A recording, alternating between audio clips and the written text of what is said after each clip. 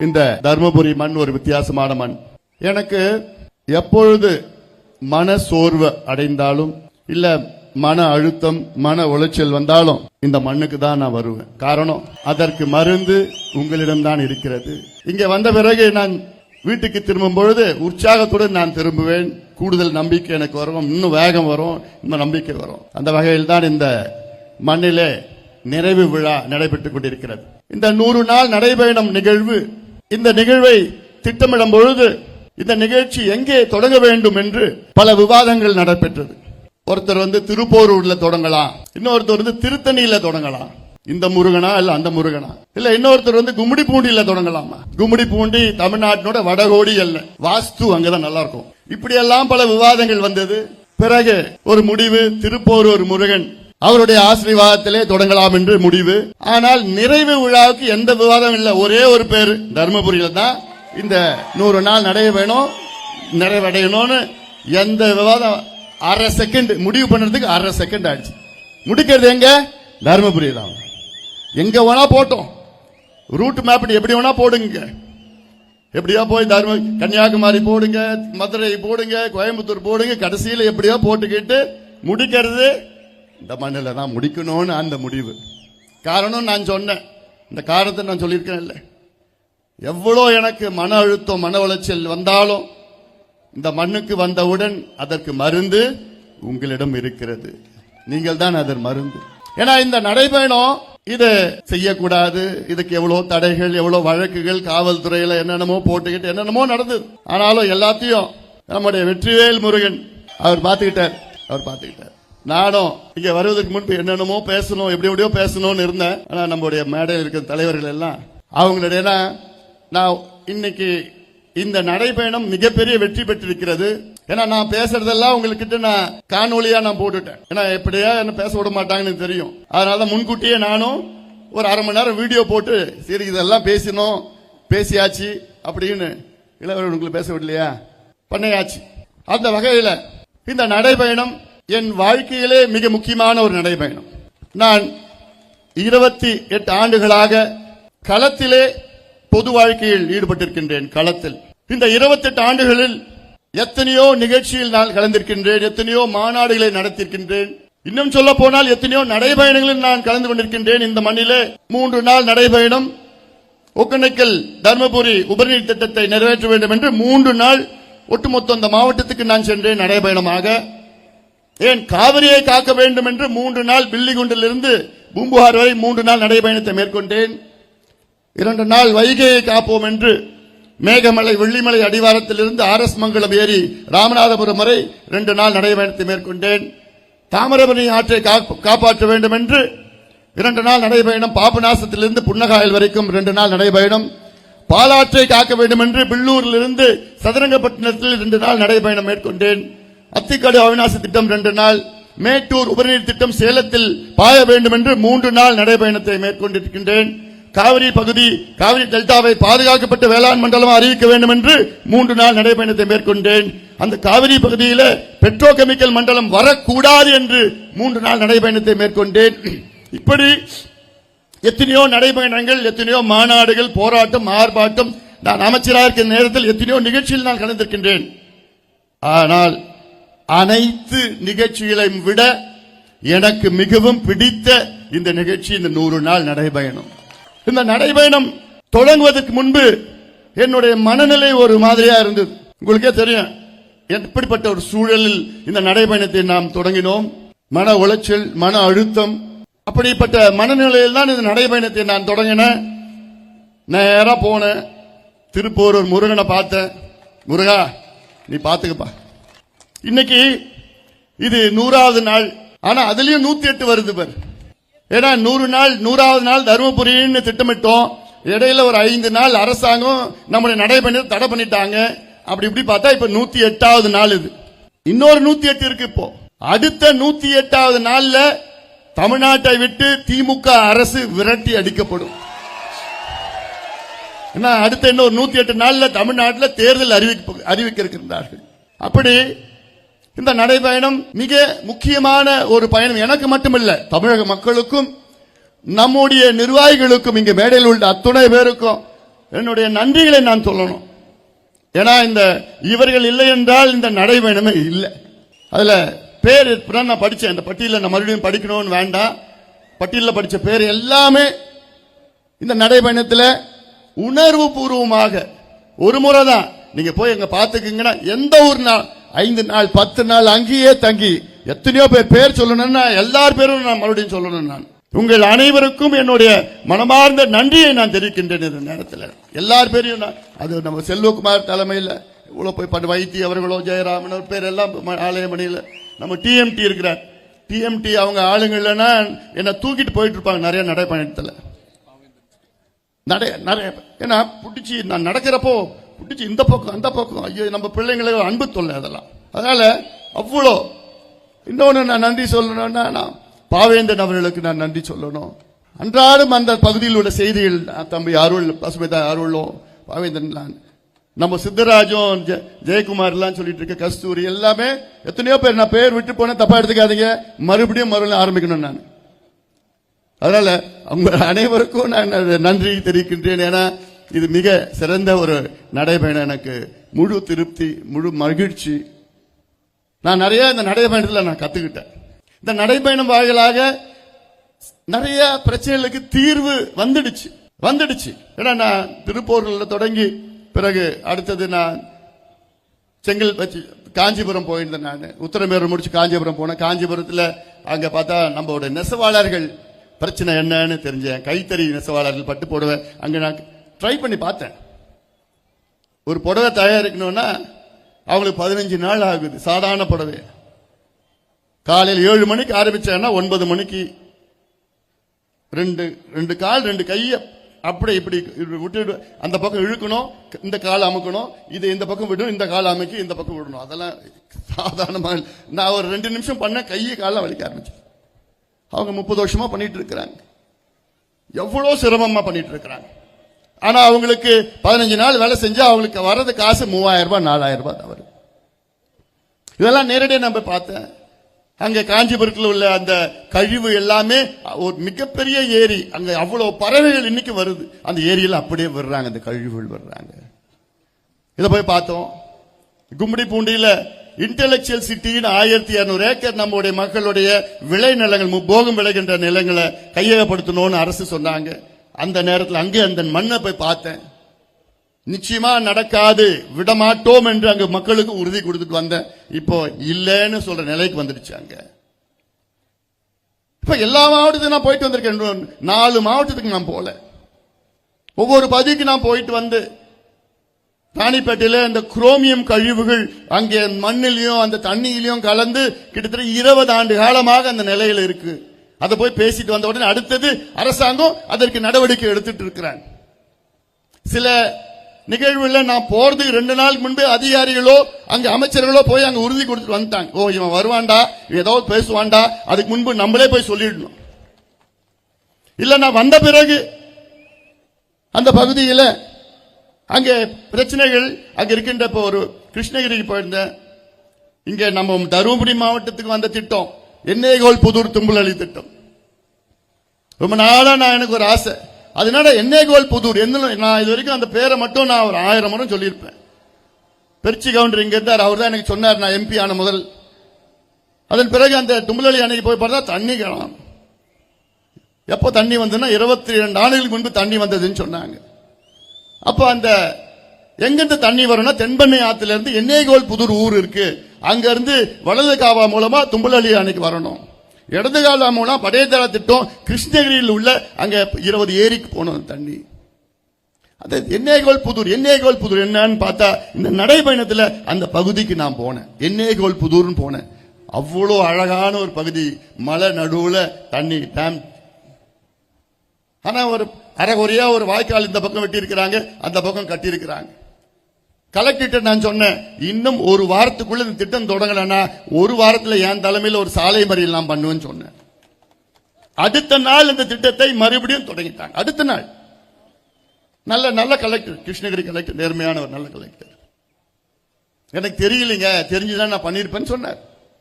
இப்படி ஒவ்வொரு பதிக்கு நான் போயிட்டு அங்க மக்களை பார்த்து, அந்த திட்டங்களை பார்த்து, அந்த பிரச்சனைகளை பார்த்து எனக்கு அதுதான் எனக்கும் ரொம்ப பிடிச்சது.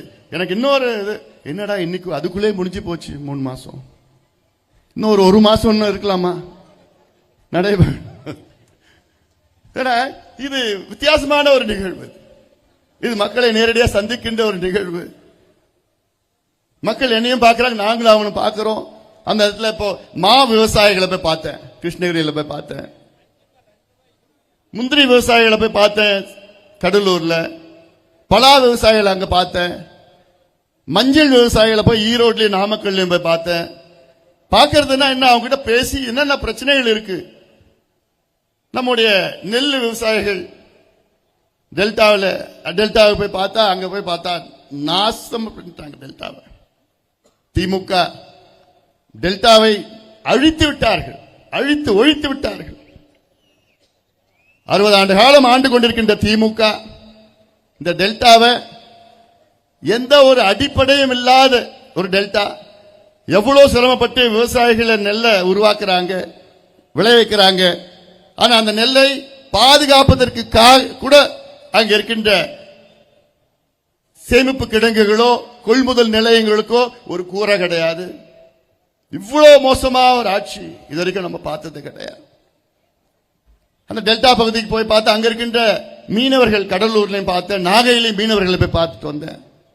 இப்படி பல பகுதிகளில் விவசாயிகள், மீனவர்கள், மாணவர்கள், இளைஞர்கள், அரசு ஊழியர்கள், அது மட்டுமல்ல ஒவ்வொரு பகுதிக்கும் அங்க இருக்கின்ற ஆறுகளை பார்க்கிறேன். அந்த ஆறுகள், பல ஆறுகள் சாக்கடைகளாக மாறி இருக்கிறது. இப்படி பல ஆறுகள் பார்த்தேன். அது இல்லாமல் நம்முடைய ஷேக் மொஹிதீன் அவர்கள் சொன்னது போன்ற தர்கா, நாகூர் தர்காவுக்கு போனேன். அங்கே என்ன அவ்வளோ பாசத்தோடு வரவேற்றார்கள். வரவேற்று அங்கே நான் மரியாதை செலுத்தினேன். உடனே அடுத்த நாள் அவங்களுக்கு போன், எப்படி நீ கூப்பிடலாம் அவரை. ஆனாலும் நான் அங்கே சென்று விட்டு 2 நாள்ல அவங்க கேட்ட நிதி 2 நாள்ல வந்துடுச்சு. அடுத்தது இன்னும் அங்க சுத்தி ஒரு சாலையை போடணும், அதுவும் வந்துட்டு இருக்குது. இதெல்லாம ட்ரெயின், அதுவும் நான் எழுதியிருக்கேன், லெட்டர் எழுதியிருக்கிறேன். நான் திண்டுக்கல் போயிருந்தேன். திண்டுக்கல்ல சர்ச்சுக்கு போயிருந்தேன். அங்க சர்ச்சில் என்ன கூப்பிட்டாங்க, அழைச்சாங்க. அங்கே கிறிஸ்துவ வன்னியர்களுக்கு எம்பிசியில அங்கே கொண்டு வர இடஒதுக்கீடு வேண்டும் என்று அவங்களுடைய கோரிக்கை, நியாயமான கோரிக்கை. அதைக்கும் நான் குரல் கொடுத்தேன்.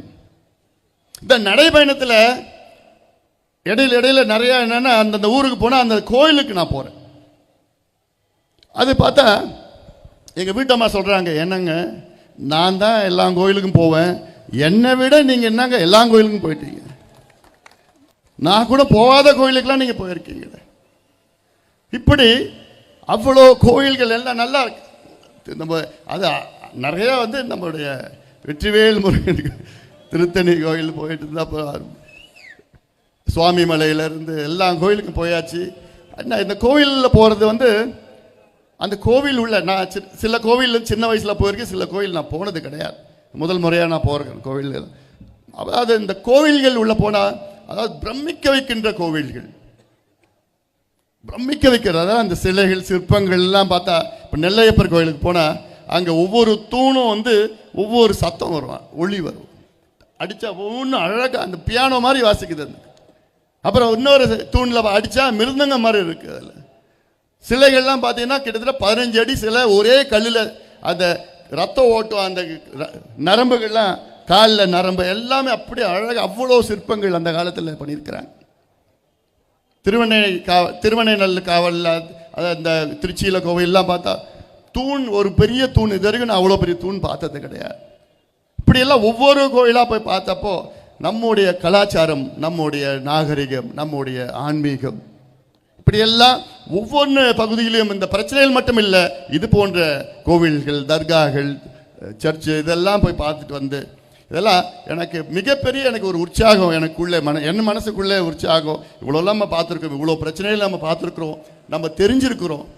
அதே போன்று திண்டுக்கல் மாவட்டத்தில் ஒரு பகுதிக்கு நான் போனேன். அங்கே ஆத்தூர்னு ஒரு பகுதி திண்டுக்கல்ல இருக்கு. அதில் ஆத்தூரில் காமராஜ் அணைன்னு ஒன்று இருக்கு. அங்கேயும் இந்த காமராஜ் அணையில் தண்ணி வரத்துக்கு ஒரு ஓடையிலேருந்து வரணும். அந்த ஓடையில் என்ன பண்ணிட்டாங்க, ஒரு செக் டேம் கட்டிட்டாங்க. அனுமதி இல்லாமல் ஒரு செக் டேம் கட்டி அந்த தண்ணியை வேற விதத்தில் திருப்பி விட்டுட்டாங்க. அந்த தண்ணி எங்க எடுத்துட்டு போறாங்கன்னா தொழிற்சாலைகளுக்கு, அங்க நறுமணம் தொழிற்சாலைகளுக்கு அந்த தண்ணியை எடுத்துட்டு போயிட்டா. இந்த பக்கம் பார்த்தா கிட்டத்தட்ட 2 லட்சம் விவசாயிகள் பயன்பெறுவார்கள். ஆனா அங்க என்ன பண்ணீங்கன்னா, அங்க பணக்கார விவசாயிகள் இருக்கிறாங்க, இங்க ஏழை விவசாயிகள் இருக்கிறாங்க. அங்க போய் பார்த்துட்டு இந்த தடுப்பணை அனுமதி இல்லை, முறைகேடா கட்டியிருக்கிறான். அதுல என்ன பண்ணா, காட்டுக்குள்ள 350 மீட்டர்ல காட்டுக்குள்ள ஒரு பெரிய ஒரு கெனால் கட்டி இருக்கிறான், கான்கிரீட் கெனால். காட்டுக்குள்ள வனப்பகுதியில் அனுமதி இல்லை அதுக்கு. எப்படி கட்டினாங்க, என்ன கட்டினாங்கன்னா, அங்க இருக்கிற அமைச்சர் கட்டிட்டார். அவர் அங்க வேண்டிய தொழிற்சாலைகள்லாம் இருக்கு அங்க. பிறகு அடுத்த நாள் அங்க சொன்னேன், அங்க பேட்டி அங்கே கொடுத்தேன். ஏன்னா அந்த செக் டேம் உள்ள போறதுக்கே விட மாட்டாங்க, வெட்டு குடுத்துலாம் நடந்திருக்குது அங்க. ஆனாலும் நான் சொன்னேன், என்ன நடந்தாலும் பார்த்துக்கலாவா, உள்ள போயிட்டோம். அங்கேயே வந்து மிரட்டிட்டு போனாங்க.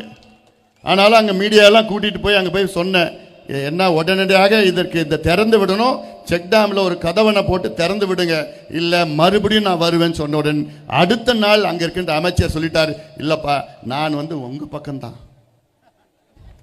நான் இதை திறந்து விட்டுடுறேன். இதெல்லாம் நான் சின்ன சின்ன உதாரணம் தான் இதெல்லாம். ஏன்னா நம்ம போனதுனால இம்மீடியட் ரெஸ்பான்ஸ், பிரச்சனைக்கு தீர்வு உடனே அங்கே வருது. இப்படி தீர்வு வருதுன்னா, இந்த ஆட்சி அதிகாரம் நம்ம கையில் இருந்ததுன்னா என்ன மாதிரி எப்படி தீர்வை கொண்டு வரலாம் தமிழ்நாட்டுக்கு. தமிழ்நாட்டில் உள்ள அத்துணை மாவட்டத்தில் உள்ள அனைத்து பிரச்சனைகளும் இந்த 3 மாதத்திலே எனக்கு ஓரளவுக்கு தெரிஞ்சிருக்கு, ஓரளவுக்கு. ஏன்னா அதுக்கு முன்பு பார்த்தீங்கன்னா மாற்றம் முன்னேற்றம் 2015-16 மாற்றம் முன்னேற்றம் அந்த நிகழ்வு நேரத்தில் தமிழ்நாட்டில் அத்துணை பகுதிகளிலும் உள்ள பிரச்சனைகள் எல்லாம் அப்போ தெரிஞ்சவன். அதனால தான் சொல்லிட்டு இருக்கிறேன் நான், இந்த நடைபயணம் மிக சிறந்த முறையில் நடைபெற்றது.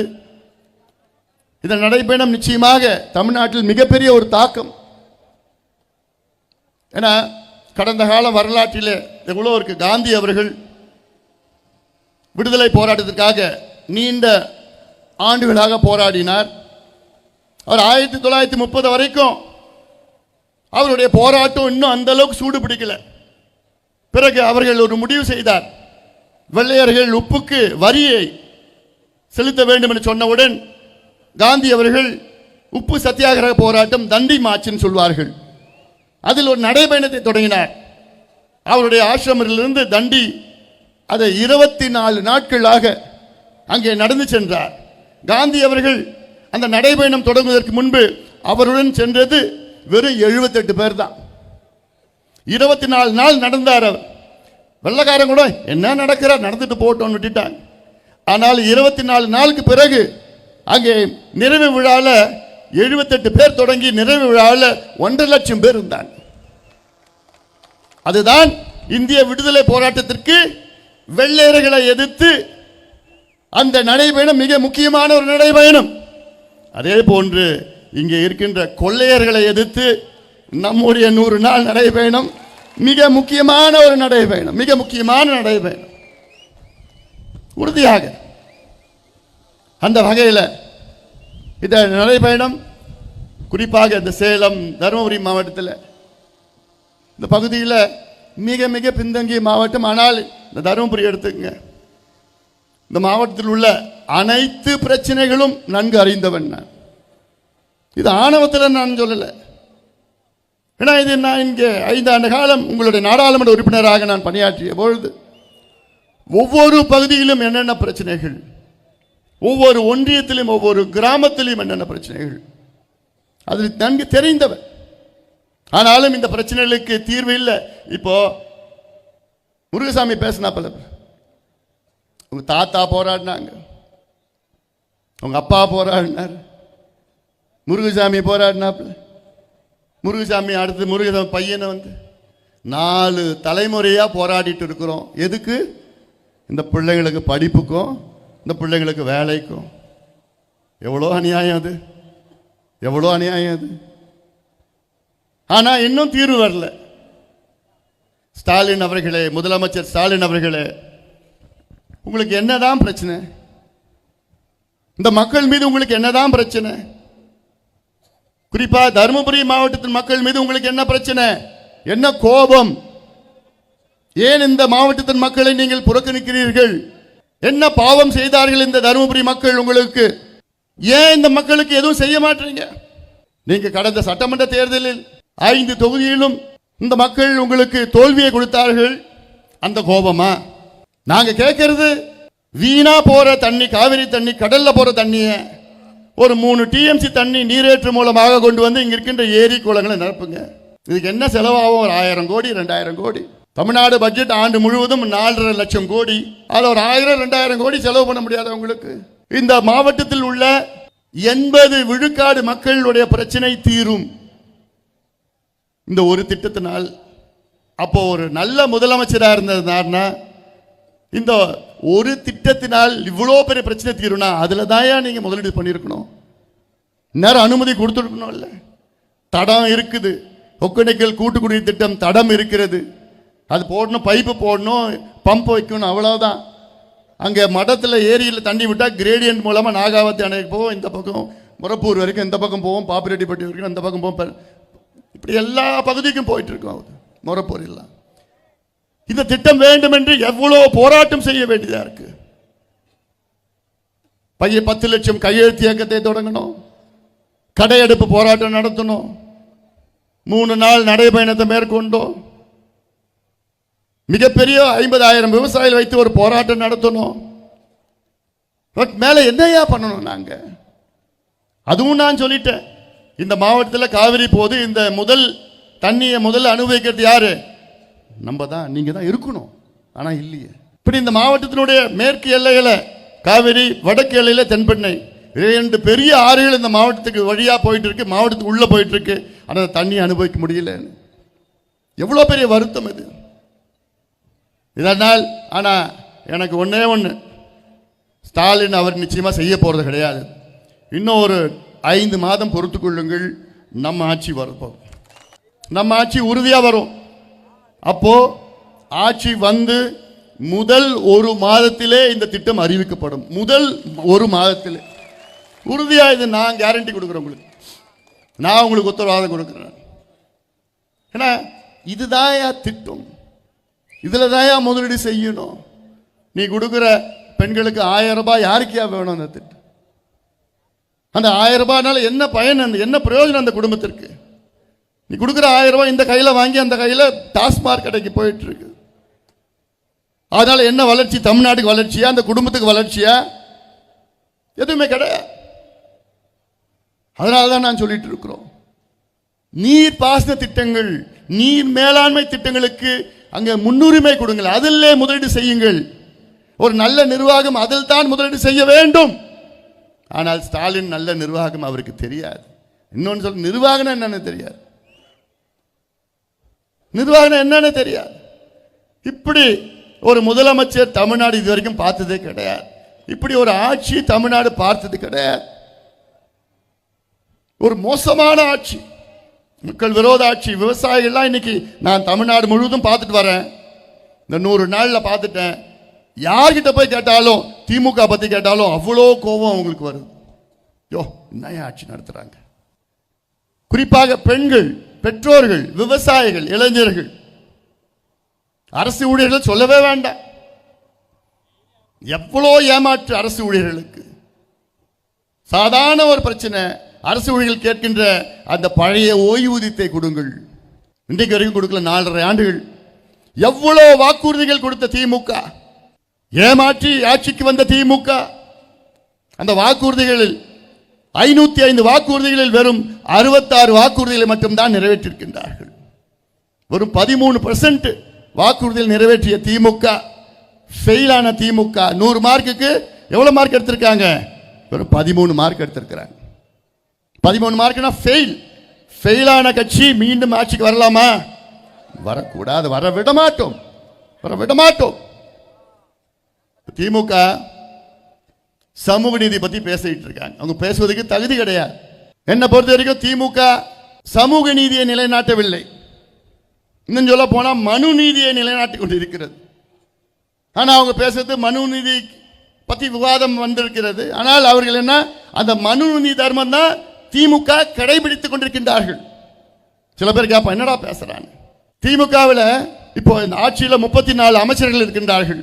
இந்த 34 அமைச்சர்களில் 4 அமைச்சர்கள் பட்டியலினத்தை சார்ந்த அமைச்சர்கள், 4 அமைச்சர்கள் வன்னியர் சமுதாயத்தை சார்ந்த அமைச்சர்கள். பட்டியலினத்தை சார்ந்த அமைச்சர்கள் 4 அமைச்சர்களில் இந்த அமைச்சரவை புரோட்டோகால் படி பார்த்தா 34வது இடத்தில் வருபவர் ஒரு பட்டியலினத்தை சார்ந்தவர் டாக்டர் மதிவாணன். 33வது இடத்தில் இருக்கின்ற புரோட்டோகால் படி பார்த்தா ஒரு பட்டியலினத்தை சார்ந்த கையல்விழி. 31வது இடத்தில் இருக்கின்ற ஒரு அமைச்சர் பட்டியலினத்தை சார்ந்தவர். அதன் பிறகு 24வது இடத்துல ஒரு அமைச்சர் இருக்கார், இப்பதான் கோவிஷேரியன் இப்ப புதுசா போட்டிருக்காங்க. அப்போ நீங்க சமூக நீதி பற்றி பேசுற திமுக, ஏன் நீங்கள் பட்டியலின சமுதாயத்தை நீங்கள் வஞ்சிக்கிறீர்கள்? வன்னியர்களை நீங்க வஞ்சிக்கிறது அது எல்லாருக்கும் தெரியும். ஆனா நீங்க பேசுறது என்ன? சமூக நீதின்னு பேசுறீங்க. அப்ப நீங்களும் தானே இந்த மனு நீதிக்கு நீங்க அடிமையா இருக்கிறீங்க. ஏன் நீங்க பட்டியலினத்தை நீங்கள் ஒதுக்குறீர்கள்? பட்டியலின சமுதாயத்தை சார்ந்தவர்களுக்கு ஏன் உங்க கட்சியில ஏன் இன்னைக்கு யாராவது ஒரு பொருளாளராக வர முடியுதா, இல்ல பொதுச் செயலாளர் வர முடியுமா, இல்ல தலைவரா வர முடியுமா? எங்க கட்சியில எங்க பொதுச் செயலாளர் பட்டியலினத்தை சார்ந்தவர். தமிழ்நாட்டில் அவர் எந்த கட்சியிலையும் அப்படி கொடுக்குறாங்களா? இதெல்லாம் நீங்கள் மக்கள் சிந்திக்க வேண்டும். குறிப்பாக பட்டியலின சமுதாயத்தை சார்ந்தவர்கள் அத்தனை பேரும் சிந்திக்க வேண்டும். திமுக உங்களுக்கு எதிரி, திமுக வன்னியர்களுக்கு எதிரி, திமுக பட்டியலின மக்களுக்கு எதிரி, திமுக சமூக நீதிக்கு எதிரி. கடந்த வாரம் அரூர்ல நான் பேசினேன். அந்த மக்களிடம் கேட்டேன், நான் என்ன என் மேல என்ன உங்களுக்கு கோபம், நான் என்ன அப்படி தவறு செய்திருக்கின்றேன், ஏன் எனக்கு ஓட்டு போடல? 2019 மீண்டும் நான் போட்டியிட்டேன். 5 தொகுதியில் 4 தொகுதியில் வாக்களித்தார்கள். அரூர் மட்டும் எனக்கு வாக்களிக்கல. ஏன்? நான் நல்ல ஒரு நாடாளுமன்ற உறுப்பினராக தான் நான் பணியாற்றினேன். 5 ஆண்டு காலம் நான் இந்த திட்டம், எத்தனையோ திட்டங்களை நான் கொண்டு வந்தேனே.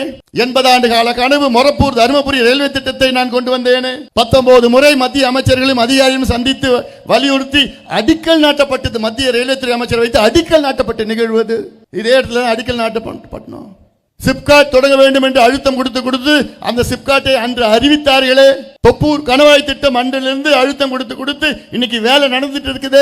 காவிரி தருமபுரி ஒகேனக்கல் உபரி நீர் திட்டம் வேண்டும் என்று அழுத்தம் கொடுத்து ஒட்டுமொத்த மாவட்டமே ஏற்றுக்கொண்டு புதூர் தும்பலி திட்டம், சின்னார்ல தொல்லைக்காது திட்டம், பஞ்சப்பள்ளி அணை உபரி நீர் திட்டம், ஜெகநாதன் கோம்பை திட்டம். ஜெகநாதன் கோம்பைனா காட்டுக்குள்ள ஒரு 5 கிலோமீட்டர் உள்ள நடந்து அங்க போய் பார்த்தா கக்கன் அடிக்கல் நாட்டியிருக்காரு 1952 58. அதுக்கு பிறகு யாரும் போனதில்லை கிடையாது. இந்த அன்புமணி ராமதாஸ் தான் போனோம். அதை கேட்டேன் நான். ஏலகிரி சாமி செட்டிப்பட்டி அங்கெல்லாம் தண்ணி வரணும் வந்துதான் கேட்டா, காமராஜர் கேட்டா வரல. ஏன் வரலன்னா அந்த திட்டத்தை கட்டியிருக்கிறாங்க, ஆனா கீழே கட்டிட்டாங்க. எவ்வளவு அநியாயம் அது! டைவர்சிட்டி கெனால், அது டைவர்சிட்டி கெனால் மேல இருக்குது, அந்த தடுப்பு சேவரி கீழே இருக்குது. தண்ணி வந்ததுன்னா அங்கே தொப்பையாருக்கு தான் போகுது. தொப்பையார் போகிற தண்ணி தொப்பையார் பகுதியில், தொப்பூர் பகுதியில் மட்டும்தான் பயன்படுத்த விவசாயிகளுக்கு. இந்த பக்கம் ரோடு இந்த பக்கம் தாண்டி போச்சுன்னா மேட்டூர் அணைக்கு வீணா போயிட்டு இருக்கு. பொதியின் பள்ளம் திட்டம், ஆனைமடு திட்டம், வாணியார் உபரிநீர் திட்டம், தொப்பையார் உபரிநீர் திட்டம், சேனகால் திட்டம், ஈச்சம்பாடி நீரேற்று திட்டம், வள்ளிமதுரை அணை திட்டம், இப்படி எவ்வளோ திட்டங்கள் இந்த தருமபுரி மாவட்டத்தில் எத்தனை சுத்தி உங்களை தான் வந்தேன் நான். திட்டம் நிறைவேற வேண்டும் என்று எத்தனையோ விழிப்புணர்வு ஏற்படுத்தணும், வேலை வாய்ப்பு முகாம் நடத்தணும்.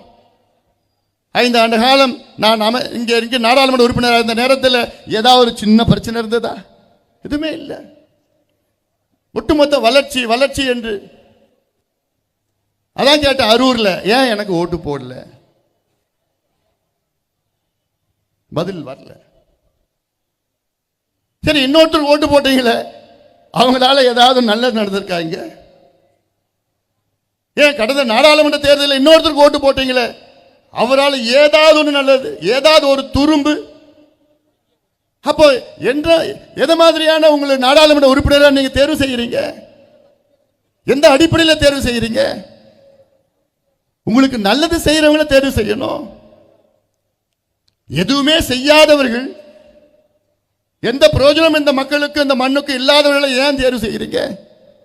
இது என்ன அரசியல்?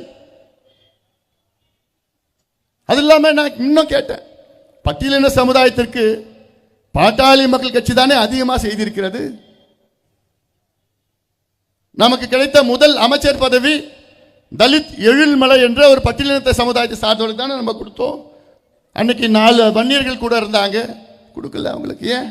சமூக நீதியை நிலைநாட்ட வேண்டும் என்று. இந்த 2 சமுதாயங்களும் முன்னேற வேண்டும். இந்த இரு சமுதாயங்கள், இரண்டு சமுதாயத்துடைய மக்கள் வாக்கு இல்ல மக்கள் தொகையை பார்த்தீங்கன்னா 40 விழுக்காடு. இந்த ரெண்டு சமுதாயம் ஒன்னாதான் ஒரே நிலையில் தான் இருக்கிறது, முன்னேறாமல் இருக்கிறது. இந்த இரண்டு சமுதாயத்திற்கும் சமூக நீதி வேண்டும், படிப்பு வேணும், வேலை வாய்ப்பு வேண்டும், முன்னேற்றம் வேண்டும். அது எப்படி கிடைக்கும்னா இந்த ரெண்டு சமுதாயம் அரசியல் அதிகாரம் கிடைத்தால் தான் கிடைக்கும். இல்ல இந்த மாதிரி ஒரு கேடுகட்ட திமுக ஆட்சியில் உங்களுக்கு நிச்சயமா கிடைக்காது. அரூர்ல நான் பட்டியலிட்டேன். நான் அமைச்சர் பதவி கொடுத்தோம், இடஒதுக்கீடு. நான் அமைச்சரான நேரத்தில் பட்டியலின மக்களுக்கு முதலாக ஆல் இண்டியா மெடிக்கல்ல நான் இடஒதுக்கீடு நான் எழுதி கொடுத்து, நான் கையெழுத்து போட்டு நான் கொடுத்தேன். பண்டிதர் அயோத்திதாஸ் பேரை தேசிய சித்த மையத்துக்கு வைத்தோம். அது இல்லாமல் எய்ம்ஸ்ல பிரச்சனை வந்தது. அந்த எய்ம்ஸ் பிரச்சனையை தீர்த்து வைத்து தோராட் கமிட்டியை அந்த பட்டியலின மக்களுக்காக நான் நிறுவி அதற்கு தீர்வுகளை கொண்டு வந்தோம். மருத்துவர் ஐயா அவர்கள் குடிதாங்கிலே ஒரு பட்டியலின மக்கள் பிணத்தை சுமந்து எடுத்து அடக்கம் பண்ணார். எத்தனை அம்பேத்கர் சிலையை நாங்கள் நிறுவி இருக்கின்றோம். இவ்வளவு பட்டியல், இன்னும் எவ்வளவு பட்டியல் இருக்கு? நான் கேட்டேன். நாங்க பட்டியல் வெளியிட்டு இருக்கிறோம். பாட்டாளி மக்கள் கட்சி பட்டியலின மக்களுக்கு என்ன செய்திருக்கிறோம் என்று பட்டியல் வெளியிட்டு இருக்கின்றோம். இதில் ஏதாவது திமுக இது போன்ற ஒரு பட்டியலை வெளியிட முடியுமா? இல்ல பட்டியலின மக்களுக்காகவே தொடங்கப்பட்ட கட்சிகள் எந்த கட்சியாவது நாங்கள் பட்டியலின மக்களுக்கு நாங்கள் இதை செய்தோம் அதை செய்தோம் என்று ஏதாவது ஒன்று சொல்ல முடியுமா? எங்களால் மட்டும்தான் சொல்ல முடியும். எங்களால் மட்டும்தான் சொல்ல முடியும். ஏன்னா எங்களுடைய கொள்கை வழிகாட்டிகள் தந்தை பெரியார் அவர்களும் அண்ணல் அம்பேத்கர் அவர்களும் புரட்சியாளர் கார்ல் மார்க்ஸ் அவர்கள் வழியில் வந்தவர்கள். நாங்கள் சமூக நீதியை உண்மையாக எங்களால் மட்டும்தான் நிலைநாட்ட முடியும், உணர்வுபூர்வமாக எங்களால் நிலைநாட்ட முடியும். அதுக்காகத்தான் தமிழ்நாட்டிலே சாதிவாரி கணக்கெடுப்பு நடத்துங்கள் என்று நீண்ட நாட்களாக நீண்ட ஆண்டுகளாக கேட்டுக்கொள்கின்றோம். ஆனால் ஸ்டாலின் அவர்கள் அதிகாரம் இருந்தும், ஆட்சி இருந்தும், முதலமைச்சர் இருந்தும், சட்டம் இருந்தும், நிதி இருந்தும் மனசு இல்லை. ஸ்டாலின் அவர்களுக்கு மனசு இல்லை. இன்னும் 4 மாதம் தான் இருக்கிறது. அதில் 4 மாதத்தில் நிச்சயமாக நிறைவேற்ற போவதில்லை, அறிவிக்கும் போவது கிடையாது. இவ்வளோ காலமாக மக்களை ஏமாற்றி, உங்களை ஏமாற்றி சாதிவாரி கணக்கெடுப்பு என்பது தமிழ்நாட்டின் வளர்ச்சிக்காக மிக முக்கிய ஒரு செயல். அது சாதாரணமாக தமிழ்நாடு அடுத்த 50 ஆண்டுகள் முன்னேறும் என்றால் சாதிவாரி கணக்கெடுப்பு நடத்தினால் அடுத்த 20 ஆண்டுகளில் தமிழ்நாடு முன்னேறும். நமக்கு இப்போ வேண்டியது தரவுகள், மைக்ரோ லெவல் டேட்டா. இப்ப இருக்கின்ற தரவுகள் 1931 வெள்ளையர்கள் எடுக்கப்பட்ட அந்த டேட்டா, அதை வைத்து தான் இப்போது இடஒதுக்கீடு வழங்கப்பட்டுக் கொண்டிருக்கிறது. அதை வைத்து ஒன்றும் செய்ய முடியாது. அது மட்டுமல்ல, உச்சநீதிமன்றத்திலே ஒரு வழக்கு இருக்கிறது. 69 விழுக்காடு தமிழ்நாட்டில் கிடைக்கின்ற 69 விழுக்காடு இடஒதுக்கீட்டை ரத்து செய்ய வேண்டும் என்ற வழக்கு. அந்த வழக்கிற்காகவாவது தமிழ்நாட்டிலே 69 விழுக்காட்டிற்கு மேல் எஸ்சி, எஸ்டி, பிசி, எம்பிசி இருக்கின்றார்கள் என்று நிரூபித்தால் தமிழ்நாட்டில் 69 விழுக்காடு இடஒதுக்கீடு பாதுகாக்கப்படும். இல்லையே அதை ரத்து செய்யப்படும். இவ்வளோ பாதிப்புகள் இருக்கிறது. ஆனால் ஸ்டாலின் அவர்களுக்கு அதை பற்றி எந்த அக்கறையும் இல்லை, எந்த கவலையும் இல்லை. சமீபத்தில் கர்நாடகா உயர்நீதிமன்றம் ஒன்று சொன்னது ஒரு தீர்ப்பு. அந்த தீர்ப்பின்படி தமிழ்நாட்டில் மத்திய அரசு மட்டுமில்லை, மாநில அரசுகளும் சாதிவாரி கணக்கெடுப்பு நடத்தலாம், அதிகாரம் இருக்கிறது என்று ஒரு தீர்ப்பை கர்நாடகா உயர்நீதிமன்றம் வழங்கியிருக்கிறது. பீகார் உயர்நீதிமன்றம் அதை ஏற்றுக்கொண்டிருக்கிறது, உச்ச நீதிமன்றமும் ஏற்றுக்கொண்டிருக்கிறது. ஆனால் ஸ்டாலின் அவர்கள் மட்டும் ஏற்றுக்கொள்ளவில்லை. இன்னைக்கும் கேட்டா எங்களுக்கு அதிகாரம் இல்லை, மத்திய அரசு தான் எடுக்கணும். எவ்வளோ பெரிய ஒரு ஏமாற்று வேலை, எவ்வளோ பெரிய ஒரு சமூக நீதியின் துரோகி ஸ்டாலின் அவர்கள். திமுகவும் கணக்கெடுப்பு நடத்தினா தமிழ்நாட்டில் எந்தெந்த சமுதாயத்திற்கு கிடைக்கலையோ அந்த சமுதாயத்திற்கு கொடுக்கப்படும், கிடைக்கும். இப்போ நான் முதலமைச்சராக இருந்தேன்னா நான் முதல்ல என்ன பண்ணுவேன்? 5 ஆண்டு காலத்தில் முதல் 2 மாதம் தமிழ்நாட்டில் உள்ள அத்தனை மக்களும் எந்த நிலையில் இருக்கின்றார்கள் என்று நான் கணக்கெடுப்பு நடத்துவேன். 8 கோடி மக்கள் இருக்கின்றார்கள், 2 கோடி குடும்பம் இருக்கிறது. அந்த 2 கோடி குடும்பம் என்ன நிலையில் இருக்கின்றார்கள் கணக்கெடுப்பு முதல் 2 மாதத்தில் நடத்துவேன். நடத்தி, அதாவது எப்படின்னா கணக்கெடுப்பு என்றால் ஒரு வீட்டுக்கு போன 2 கோடி வீடு இருக்குன்னா 2 கோடி வீட்டுக்கும் 3 லட்சம் அரசு ஊழியர்கள் 2 மாதம் 500 கோடி செலவாகும். டேட்டா மைக்ரோ லெவல் டேட்டா கம்ப்யூட்டர்ல ஸ்டோர் பண்ணிக்கலாம். ஒவ்வொரு வீட்டுக்கும் போய் அந்த வீட்டில் எத்தனை பேர் இருக்காங்க, எந்த மதத்தை சார்ந்தவர்கள், எந்த ஜாதியை சார்ந்தவர்கள், எந்த உட்பிரிவை சார்ந்தவர்கள், எத்தனை பேர், அவங்க வீடு சொந்த வீடா, வாடகை வீடா, ஓட்டு வீடா, குடிசை வீடா, கல் வீடா, வீட்டில் பாத்ரூம் இருக்குதா, கரண்ட் இருக்குதா, தண்ணி வருதா, வீட்டில் டிராக்டர் இருக்குதா, சைக்கிள் இருக்குதா, பைக் இருக்குதா, எத்தனை பேர் படிச்சிருக்கிறாங்க, எத்தனை பேர் அரசு வேலை, எத்தனை பேர் தனியார் வேலை, என்ன சம்பளத்தில் இருக்கிறாங்க, இதெல்லாம் இது போன்ற 70 கேள்விகளை கணக்கெடுப்பு நடத்தி அதில் கம்ப்யூட்டரில் உள்ள போடும். நாளைக்கு ஏதாவது ஒரு மீனவர் சமுதாயம் என்ன நிலையில் இருக்குன்னா பட்டன் நமக்குன்னா ஒட்டுமொத்தம் தமிழ்நாட்டில் உள்ள அத்துணை மீனவர்கள் பற்றி டேட்டா வந்துடும். எங்கெங்க இருக்கிறாங்க, எத்தனை பேர் இருக்காங்க, எத்தனை பேர் படிச்சிருக்காங்க, எத்தனை பேருக்கு போட் இருக்குது, எத்தனை பேர் குடிசையில் இருக்காங்க, எத்தனை பேர் படிக்கல வேலையில் இருக்கிறாங்க, வன்னியர் சமுதாயம் எத்தனை பேர் இருக்காங்க, எவ்வளோ என்ன நிலையில் இருக்காங்கன்னு எல்லா டேட்டாவும் கம்ப்யூட்டரில் வந்துடும். மலைக்கூறவர்கள் எந்த நிலையில் இருக்கின்றார்கள், பட்டியலின மக்கள் எந்த நிலையில் இருக்கின்றார்கள், கவுண்டர் சமுதாயம், எல்லா சமுதாயம் குறும்பர்கள் இருந்து அத்துணை சமுதாயங்கள் பற்றி வந்துடும், டேட்டா வந்துடும். இந்த டேட்டா வச்சு தான் அந்தந்த சமுதாயம் யாருக்கு கிடைக்கலையோ அவர்களுக்கு இடஒதுக்கீடு, சமூக நலத்திட்டங்கள், கடனை கொடுங்க, படிக்க வைங்க, வேலையை கொடுங்க, வேலைக்கு கடனை கொடுங்க. இதுதான் உண்மையான வளர்ச்சி. இந்த வளர்ச்சி தான் வேண்டும். இது வந்தால்தான், இந்த டேட்டா வந்தால்தான் தமிழ்நாடு வேகமாக முன்னேறும். அதை விட்டுட்டு நீ சும்மா நீ ஹைவேஸை கட்டிட்டு, மால் கட்டிட்டு, அந்த ஸ்மார்ட் சிட்டி, இன்டெலெக்சுவல் சிட்டி அதெல்லாம் கட்டினா அதெல்லாம் வேலைக்கு ஆகாது. மக்களுக்கு என்ன பிரச்சனைன்னு தெரிஞ்சாதான் நீ அதுக்கு நீங்க தீர்வு கொண்டு வர முடியும். அது ஏன் உங்களுக்கு பயப்படுறீங்க ஸ்டாலின் அவர்களே? ஒரு கணக்கெடுப்பு நடத்துவது என்ன பயம் உங்களுக்கு? என்ன கோழைத்தனம் அது? ஏன் கோழையா இருக்கீங்க இந்த விஷயத்தில்? ஏன் எடுக்க மாட்டீங்க? இவ்வளோ பேர் கேட்குறாங்களே, தமிழ்நாடு முன்னேறும் சொல்றாங்களே, தமிழ்நாட்டுக்கு இடஒதுக்கீடு இன்னும் கிடைக்கும் சொல்றாங்களே, தமிழ்நாட்டில் உள்ள மிக மிக பின்தங்கிய பட்டியலின மக்கள், பின்தங்கிய மக்கள் எல்லாம் தனிப்பட்ட முறையில் முன்னேற்ற முடியும் இந்த கணக்கெடுப்பு நடத்தினால். ஆனால் ஏன் நீங்க நடத்த மாட்டீங்க ஸ்டாலின் அவர்களே? எவ்வளவு பெரிய துரோகம் நீங்கள் செய்கிறீர்கள் தமிழக மக்களுக்கு. மன்னிக்க முடியாத துரோகம். செந்தில் சொன்னாப்புல பேசுறப்போ, வருகின்ற டிசம்பர் மாதம் 17ஆம் தேதி தமிழ்நாட்டிலே சிறை நிரப்பும் போராட்டம் அறிவித்திருக்கின்றேன். இது அவசியமானது. போராட்டம் அவசியமானது. காரணம், உச்சநீதிமன்றம் 1320 நாட்களுக்கு முன்பு ஒரு தீர்ப்பை வழங்கியிருக்கிறது. இந்த தீர்ப்பின்படி தமிழ்நாட்டில் வன்னியர்களுக்கு உள்ஒதுக்கீடு கொடுக்க எந்த தடையும் கிடையாது, தாராளமாக கொடுத்துட்டு கொள்ளலாம். அது மட்டுமல்ல, தரவுகளை சேகரித்து நியாயப்படுத்தி கொடுக்கலாம் என்று ஒரு தீர்ப்பு வழங்கி 1320 நாட்கள் 1320 days ஒரு தீர்ப்பு வழங்கி உச்சநீதிமன்றத்துக்கு மேலே எந்த மன்றம் கிடையாது. ஆனால் இவ்வளவு நாட்களும் முதலமைச்சர் ஸ்டாலின் அவர்கள் இந்த தீர்ப்பை நடைமுறைப்படுத்தவில்லை என்றால் எவ்வளவு பெரிய துரோகி இந்த ஸ்டாலின் அவர்கள், இந்த சமுதாயத்தின் துரோகி ஸ்டாலின் அவர்களே. நாங்க கேட்டோம், பலமுறை கேட்டோம். நானே நேரடியாக போனேன், 3 முறை போனேன். ஐயா 2 முறை போனார். நம்முடைய சட்டமன்ற உறுப்பினர்கள் சட்டமன்றத்துக்குள்ள கேட்டோம். பாலுலாம் சொல்லவே தேவையில்லை. எத்தனையோ முறை அங்கே அதிகாரிகள் 100கணக்கான முறைகளை பார்த்து அழுத்தம் கொடுத்தோம். ஒவ்வொரு முறையும் நான் செய்யறேன் தைரியமா போங்க, நான் செய்கிறேன். திடீர்னு பார்த்தா ஒரு நாள் இல்ல, மத்திய அரசு கணக்கெடுப்பு நடத்தினா தான் செய்ய முடியும். அது இல்லாம சட்டமன்றத்துக்குள்ள நம்முடைய உறுப்பினர்கள் கேட்ட கேள்விக்கு அதை எப்படி, இப்போ திமுக அரசியல் எப்படின்னா, நான் ஒரு அறிக்கை விட்டுன்னு வச்சுக்கோங்களேன், இல்லை நான் ஒரு பிரச்சனையை கிளப்பினேன்னா ஸ்டாலின் அவர்கள் நேரடியாக பதில் சொல்ல மாட்டார். ஒரு வன்னியர் அமைச்சரை வச்சு தான் எனக்கு பதில் சொல்லுவார். ஏன்னா அவங்களுக்குலாம் தைரியம் கிடையாது. ஸ்டாலின் அவர்களுக்கெல்லாம் தைரியம் கிடையாது. அவரோ துணை முதலமைச்சர் பேர்லையோ வேற எந்த அமைச்சர் பேர்ல வர மாட்டாங்க. ஒரு வன்னியர் அமைச்சர் பேர்ல எனக்கு அதுதான், இதுதான் ஜாதி அரசியல். ஆனால் கேட்டால் நம்ம ஜாதி அரசியல் பண்றோமா?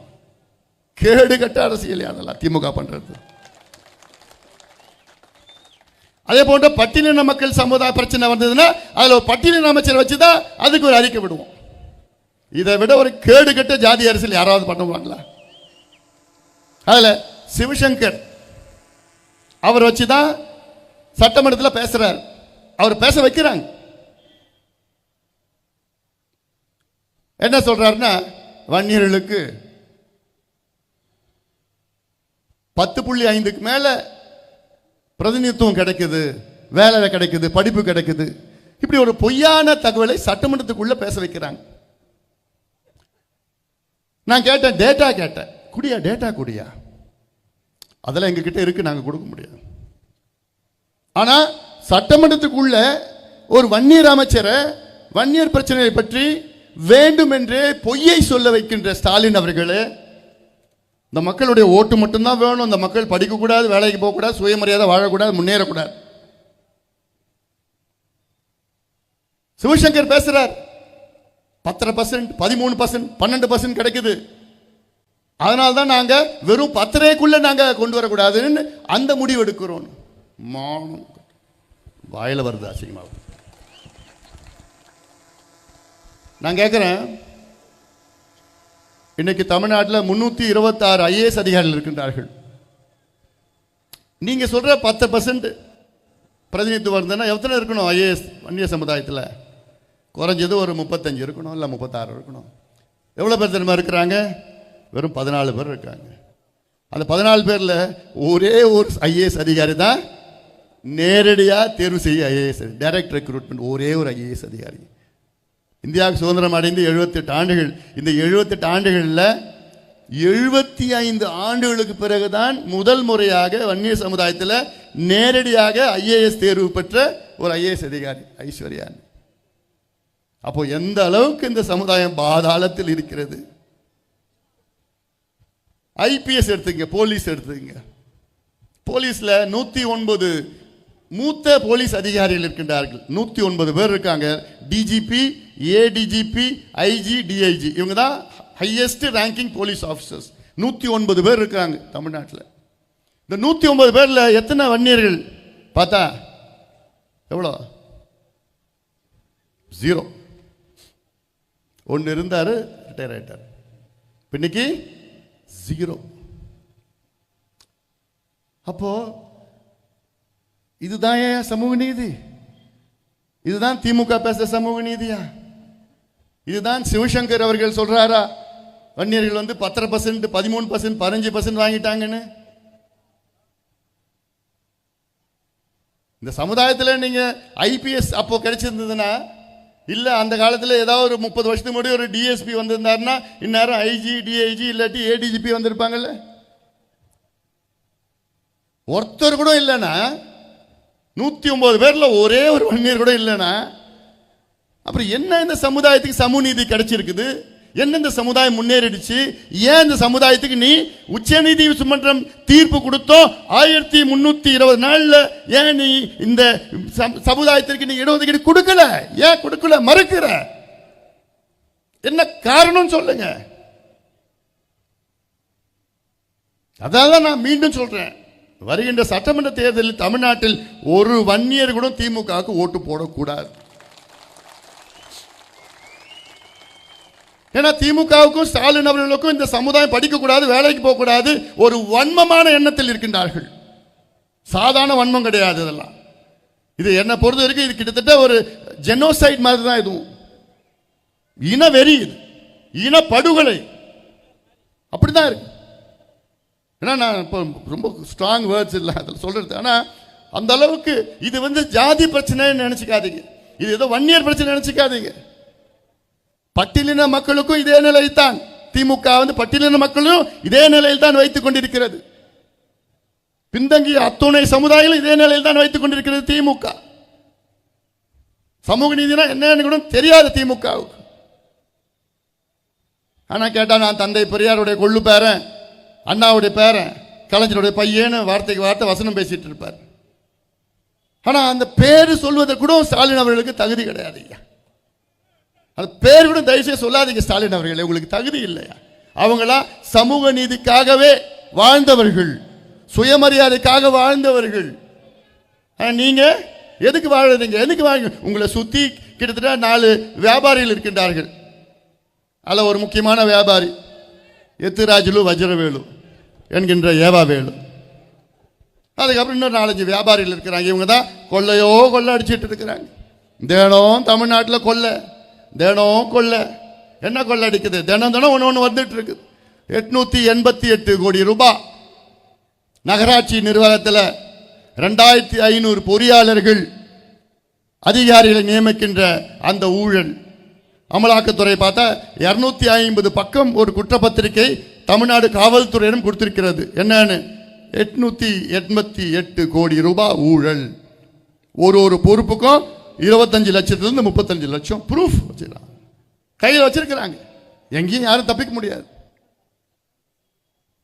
அதன் பிறகு பார்த்தா இந்த நெல் ஏற்றிட்டு போறதுல அதுல 200 கோடி ரூபாய் ஊழல். பள்ளிக்கரணை சதுப்பு நிலம் அதுல பார்த்தீங்கன்னா 2000 கோடி ஊழல். அதுல கட்டுமான கம்பெனிக்கு 2000 கோடி ஊழல். மணல் கொள்ளையில 4800 கோடி ஊழல். அதுல லேசா கீறி இருக்கிறாங்க, அவ்வளவு. மேல உள்ள ஆழமா தோணுனா 40,000 கோடி வரும். டாஸ்மார்க் அதான் அந்த பாட்டில் நாரடிச்சு போச்சு. நம்ம தியாகி செந்தில் பாலாஜி அவர்கள், அவருடைய வாக்குமூலம் 5000 கோடி ஊழல். அதில் டாஸ்மார்க் ஊழலே கிட்டத்தட்ட அது 30,000 கோடி ஊழல். மணல் கொள்ளை, இப்படி எல்லா துறைகளும். கனிம வள ஊழல். நான் தென் மாவட்டத்துக்கு போயிட்டு வந்தேன். நாகர்கோயில் பகுதியில், கன்னியாகுமரி மாவட்டம், தென்காசி மாவட்டம், திருநெல்வேலி மாவட்டம். அங்கே ஒரு காட் ஃபாதர் ஒருத்தர் இருக்கார். அவர் பாதுகாவலர், எங்க எல்லாத்துக்கும் பாதுகாவலர். அன்றும் அப்பாவியான மனுஷன். தெரிஞ்சுப்பீங்கன்னு எனக்கு யாருன்னு. ரொம்ப அப்பாவி. அவர் தான் எல்லாத்துக்கும் அங்கே என்ன நானே பார்த்துட்டேன். நாகர்கோயிலேருந்து நான் கன்னியாகுமரி இது திருவனந்தபுரம் ஏர்போர்ட் போகிறோம். நான் ப்ரோக்ராம் முடிச்சுட்டு போகிறேன். என்னை எதிர்க்கு பார்த்தீங்கன்னா 800 பெரிய பெரிய டாரஸ். இன்னும் 4 நிமிஷம் இருக்குதா? கொஞ்சம் சீக்கிரமாக கொடுத்துருந்தீங்கன்னா இன்னும் பேசியிருப்பேன்.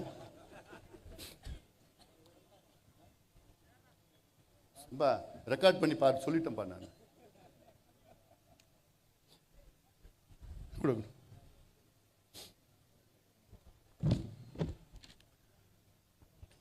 அந்த 800 டாரஸ் வந்து 1 மணி நேரத்தில், 1.5 மணி நேரத்தில் எனக்கு கேரளாவில் அதெல்லாம் விட்டுட்டு திருப்பி சரக்கு வச்சுட்டு திருப்பி வருது.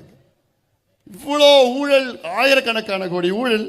அதனால் இதெல்லாம் இன்னும் போக இன்னும் வெளியில் வரப்போகுது. நிறையா ஊழல் வரப்போகுது. திமுக மேலே இன்னைக்கு மக்கள் மிகுந்த கோபத்தில் இருக்கின்றார்கள்.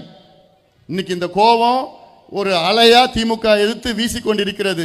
இந்த அலை போக போக பேரலையா வந்து, சுனாமியாக வந்து திமுகவை வீட்டுக்கு அனுப்பும், திமுகவை ஓரங்கட்டும், திமுக ஆட்சியை விரட்டடிக்கும் தமிழ்நாட்டினுடைய மக்களுடைய பேரலை. ஒன்று, பூஜ்ஜியங்களில் சாதனை படிக்கும் திமுக. கடைசியில் ஒன்று சொல்றேன். திமுக அரசால் செயல்படுத்தப்பட்ட நீர்ப்பாச திட்டங்கள் எவ்வளோ? 0. திமுக அரசால் புதிதாக தொடங்கப்பட்ட மாவட்டங்கள் எவ்வளோ? 0. திமுக அரசால் புதிதாக தொடங்கப்பட்ட மருத்துவ கல்லூரிகள் எவ்வளோ? 0. திமுக அரசால் புதிதாக உருவாக்கப்பட்ட MBBS இடங்கள் எவ்வளோ? 0. திமுக அரசால் புதிதாக மேற்கொள்ளப்பட்ட சமூக நீதி நடவடிக்கைகள் எவ்வளோ? 0. திமுக அரசால் செயல்படுத்தப்பட்ட அனல் மின் திட்டங்கள் எவ்வளோ? 0. திமுக அரசால் புதிதாக நியமிக்கப்பட்ட கல்லூரி உதவி பேராசிரியர்கள் எவ்வளோ? 0. அரசு ஊழியர்களுக்கு வழங்கப்பட்ட வாக்குறுதிகளில் நிறைவேற்றப்பட்டவை எவ்வளோ? 0. திமுக அரசால் புதிதாக ஏற்படுத்தப்பட்ட புதிய வேலை வாய்ப்புகள் எவ்வளோ? 0. அதனால திமுக கொடுக்க மார்க்கே 0 தான். 13 கூட அதிகம். மீண்டும் திமுக வரக்கூடாது, திமுக ஆட்சி வரக்கூடாது. வந்தால் தமிழ்நாடு மக்கள், குறிப்பாக பெண்கள் நினைச்சு பாருங்க, விவசாயிகள் நினைத்துக் கொள்ளுங்கள். இவர்களுக்கு பெண்களை பற்றி கவலை இல்லை. பெண்கள் தினம் தினம் பாலியல் வன்கொடுமைகள், ஒரு பக்கம் சாராயம், ஒரு பக்கம் கஞ்சா, அபின், காக்கேன், ஹெரோயின் போன்ற போதை பொருட்கள் தெருவுக்கு தெருவு, கிராமம் கிராமமாக வித்துட்டு இருக்கிறாங்க. ஸ்டாலின் அவருடைய அப்பா கலைஞர் அவர்கள் வந்து 3 தலைமுறைகளை அழித்து விட்டார் மதுவை கொடுத்து. இப்போ ஸ்டாலின் வந்து இந்த இருக்கிற தலைமுறையை போதை பொருட்களை விற்க விட்டு தாராளமாக வித்துட்டு இருக்கிறாங்க, தெரு தெருவா வித்துட்டு இருக்கிறாங்க. இந்த தலைமுறை ஒரு மருத்துவனா நான் சொல்றேன், எனக்கெல்லாம் பதட்டமா இருக்கு இந்த பிள்ளைகள்லாம் பார்க்க. அந்த ஆதங்கத்தில் தான் நான் சொல்றேன், தயவு செய்து தமிழக மக்களே, திமுகவை மீண்டும் ஆட்சிக்கு வர விடாதீர்கள். திமுகவை ஒதுக்குங்கள், திமுக ஆட்சியை அகற்றுங்கள். அகற்றுங்கள். காலம் நேரம் வந்துவிட்டது. அகற்றுங்கள், அகற்றுங்கள், அகற்றுங்கள். இந்த நிகழ்ச்சியெல்லாம் இந்த வைத்திய அவர்கள் உள்ளிட்ட அத்தனை பேரும் இந்த நிகழ்ச்சியில் 100 நாட்களாக மிக சிரமப்பட்டு மிக சிறப்பாக அத்தனை பேரும் இந்த நிகழ்ச்சியை ஏற்பாடு செய்த உங்கள் அத்தனை பேருக்கும், குறிப்பாக தருமபுரி மாவட்டத்தில் உள்ள அத்தனை நிர்வாகிகளுக்கும் இங்கே இந்த நிறைவு விழாவை மிக சிறப்பான முறையில் நடத்தி கொண்டிருக்கின்ற மக்கள் தொலைக்காட்சி மறந்துட்டு நல்லவர் மக்கள் தொலைக்காட்சி என்னுடைய நன்றிகளை எவ்வளோ நன்றி வேணா சொல்லலாம் மக்கள் தொலைக்காட்சி. ஏன்னா இந்த 100 நாள் அவங்க இல்லைன்னா இந்த உலகத்திற்கு இந்த நிகழ்ச்சி 100 நாள் வெளியில் போயிருக்காது. மக்கள் தொலைக்காட்சி என்னுடைய நன்றிகள் பாராட்டுகள் தெரிவிக்கின்றேன். அத்தனை பத்திரிகையாளர்களுக்கும் காவல்துறைக்கும் இந்த 100 நாள் எனக்கு இந்த அனுமதி கொடுத்த காவல்துறைக்கும் இந்த பத்திரிகை நண்பர்கள் 100 நாள் பத்திரிகை மூலமாக இந்த செய்திகள் எல்லாம் வெளிக்கொண்டு வந்திருக்கின்ற பத்திரிகையாளர்களுக்கும் என்னுடைய நன்றி பாராட்டுகள் தெரிவிக்கின்றேன். தமிழக மக்களே, தயவு செய்து இந்த வருகின்ற சட்டமன்ற தேர்தலில் திமுகவை மீண்டும் கொண்டு வராதீர்கள். இவர்கள் தகுதியற்றவர்கள், நேர்மையற்றவர்கள், திறமையற்றவர்கள், விவசாயிகளுக்கு எதிரானவர்கள், வியாபாரிகளுக்கு எதிரானவர்கள், அரசு ஊழியர்களுக்கு எதிரானவர்கள், பெண்களுக்கு எதிரானவர்கள், சாராயத்திற்கு ஆதரவானவர்கள், போதைப் பொருட்களுக்கு ஆதரவானவர்கள், ஊழலுக்கு உடந்தையானவர்கள். ஆக இந்த திமுகவை நீங்கள் அகற்ற வேண்டும் என்று உங்களை மன்றாடி இந்த நேரத்திலே நான் கேட்டுக்கொள்கின்றேன். நாம் அத்தனை பேரும் நாம் உரிமைகளை நாம் மீட்டெடுப்போம். நாம் எல்லோரும் ஒன்றிணைய வேண்டும். குறிப்பாக இந்த தருமபுரி மாவட்டத்தில் எனக்கு ஒரு ஆசை. கடந்த சட்டமன்ற தேர்தல் நேரத்தில் 5 தொகுதியிலும் திமுகவை நீங்கள் தோல்வி அடைய வைத்தீர்கள். இந்த தேர்தலில் வருகின்ற சட்டமன்ற தேர்தலில் இந்த 5 தொகுதியிலும் திமுக டெபாசிட்டை இழக்க வேண்டும். அதற்கு இங்க இருக்கின்ற மக்கள் மட்டுமல்ல, தமிழ்நாட்டில் உள்ள அத்துணை மக்களும் இதற்கு நீங்கள் நிச்சயமாக திமுக ஆட்சியை அகற்றுங்கள், அகற்றுங்கள், அகற்றுங்கள். நாம் எல்லோரும் ஒன்றிணைந்து நாம் உரிமைகளை மீட்டெடுப்போம், மீட்டெடுப்போம், மீட்டெடுப்போம். நன்றி.